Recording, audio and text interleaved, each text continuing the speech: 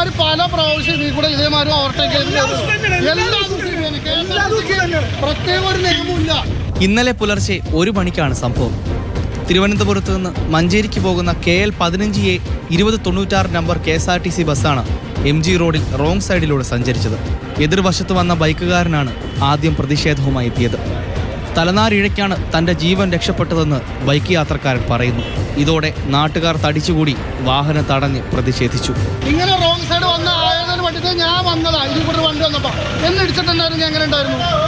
ഇതേ ഡ്രൈവർ ഇതുവഴി സ്ഥിരമായി റോങ് സൈഡിലൂടെ വാഹനം ഓടിക്കാറുണ്ടെന്നും നാട്ടുകാർക്ക് പരാതിയുണ്ട്.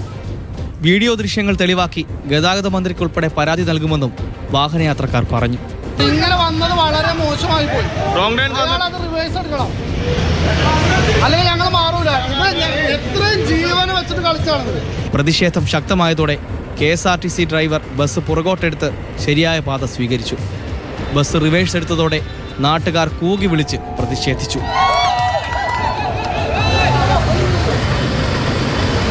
തിരുവനന്തപുരത്ത് നിന്ന് മഞ്ചേരിക്ക് പോകുന്ന ബസ് എറണാകുളത്തെ ഏറ്റവും തിരക്കുള്ള ഏരിയ ആയിട്ടുള്ള MG റോഡിൽ വെച്ച് റോങ് സൈഡിൽ 1 വേ തെറ്റിച്ച് കയറി ബസ് പോയപ്പോൾ നാട്ടുകാർ തടഞ്ഞിട്ടാണ് സംഭവം. 24 മണിക്കൂറും സുരക്ഷയുടെ ഭാഗമായിട്ട് പോലീസുകാർ, ട്രാഫിക് പോലീസുകാരും അല്ലാത്ത പോലീസുകാരൊക്കെ കറങ്ങി നടക്കുന്ന ഏറ്റവും പ്രധാനപ്പെട്ട, കേരളത്തിലെ തന്നെ ഏറ്റവും പ്രധാനപ്പെട്ട ഒരു സ്ഥലമാണ് ഈ MG റോഡ്, കൊച്ചി. അവിടെയാണ് KSRTC ബസ് നിയമം ലംഘിച്ച് 1 വേയിലെ കൂടെ യാത്ര ചെയ്യുകയും ബൈക്ക് യാത്രക്കാരൻ തടഞ്ഞിടുകയും തുടർന്ന് നാട്ടുകാർ മുഴുവൻ തടഞ്ഞിട്ട് ഇത്ര ഇഷ്യൂ ഉണ്ടായിട്ട് ഒരു പോലീസ് ഉദ്യോഗസ്ഥൻ പോലും അവിടെ വരികയോ ആ ബസ് കസ്റ്റഡിയിൽ എടുക്കാനോ ഡ്രൈവർക്കെതിരെ നിയമ നടപടി സ്വീകരിക്കാനോ എത്തിയിട്ടില്ല. നിങ്ങൾ ഓർക്കുന്നുണ്ടാവും, ഒരു റോബിൻ ബസ്, ഒരു മനുഷ്യൻ, കൈക്കും കാലിനും സ്വാധീനക്കുറവുള്ള ഒരു മനുഷ്യൻ ഒരു സംവിധാനത്തോട് മുഴുവൻ നിയമ പോരാട്ടം നടത്തിയിട്ട് തൻ്റെ ബസ് നിയമപരമായിട്ട് പത്തനംതിട്ട മുതൽ കോയമ്പത്തൂർ വരെ ഓടിക്കുന്നുണ്ട്. ആ മനുഷ്യൻ്റെ വണ്ടി പത്തനംതിട്ടയിൽ നിന്ന് സർവീസ് തുടങ്ങിയ സമയം മുതൽ രാവെന്നോ പകലെന്നോ ഇല്ലാതെ ഊണും ഉറക്കവുമില്ലാതെ വഴിയിൽ കാത്തു നിന്നിട്ട് സ്വീകരണം നൽകുന്നത് പോലെ ചെക്കിംഗ് നടത്തിയ മോട്ടോർ വെഹിക്കിൾ ഡിപ്പാർട്ട്മെൻറ്റിൻ്റെ ഉദ്യോഗസ്ഥന്മാരുള്ള അതേ നാട്ടിലാണ് ഒരു KSRTC ബസ് ഇത്രയും നിയമലംഘനം നടത്തിയിട്ട് ഒരാൾ പോലും ആ വഴിക്ക് വന്നില്ല എന്ന് പറയുന്നത്. റോബിൻ ബസ്സാണെങ്കിൽ അവിടുന്ന് പത്തനംതിട്ടയിൽ നിന്ന് വണ്ടി യാത്ര തുടങ്ങിയിട്ട് ഒരു 5 മിനിറ്റ് ആകുന്നതിന് മുമ്പേ ആ വണ്ടി പോലീസ് പിടിക്കും.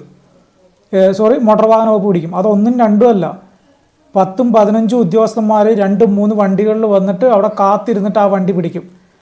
ഒരു വൈരാഗ്യ ബുദ്ധിയോടുകൂടി ചെയ്യുന്നത് പോലെ ആ വണ്ടി പിടിച്ച് ആ വണ്ടി കസ്റ്റഡിയിലെടുക്കും. ആൾ കോടതിയിൽ പോവും, പിഴ എന്തെങ്കിലും ഉണ്ടെങ്കിൽ ആ പിഴ അടക്കും, വണ്ടി വീണ്ടും ഇറങ്ങും, വീണ്ടും ഇത് പരിശോധന നടക്കും. എന്നാലോ പത്തനംതിട്ടയിൽ നിന്ന് കോയമ്പത്തൂരിലേക്ക് യാത്രയിൽ അങ്ങ് വാളയാറ് വരെ ഏതൊക്കെ MVD ഉദ്യോഗസ്ഥന്മാരുടെ അണ്ടറിലൂടെ ഈ വണ്ടി, അവരുടെയൊക്കെ സർക്കിളിലൂടെ ഈ വണ്ടി പോകുന്നുണ്ടോ അവിടെയൊക്കെ അവർ പരിശോധന നടത്തും. പിഴ ഈടാക്കാനുണ്ടെങ്കിൽ പിഴ അവർ ചെലാൻ കൊടുക്കും. ഇതാണ് ചെയ്തുകൊണ്ടിരുന്നത്. അങ്ങനെയുള്ള ഊണും ഉറക്കവും ഇല്ലാതെ പുലർച്ചെ 5 മണിക്കും പാതിരാത്രിക്കും ഒക്കെ യൂണിഫോം ഇട്ട് വണ്ടി ഈ റോബിൻ ബസ് പിടിക്കാൻ ഇറങ്ങി തിരിച്ച മോട്ടോർ വാഹന വകുപ്പിൻ്റെ ഒരു ഉദ്യോഗസ്ഥനെ പോലും രാത്രിയിൽ MG റോഡ് എറണാകുളത്ത് അല്ലെങ്കിൽ കേരളത്തിലെ ഏറ്റവും തിരക്ക് പിടിച്ച ഒരു സ്ഥലത്ത് നിയമം ലംഘിച്ചൊരു KSRTC ബസ് വണ്ടി ഓടിക്കുകയും ആ വണ്ടി നാട്ടുകാർ മുഴുവൻ തടഞ്ഞിടുകയും ചെയ്തപ്പോൾ ഒരു പോലീസുകാരനുമില്ല, ഒരു മോട്ടോർ വെഹിക്കിൾ ഉദ്യോഗസ്ഥനുമില്ല.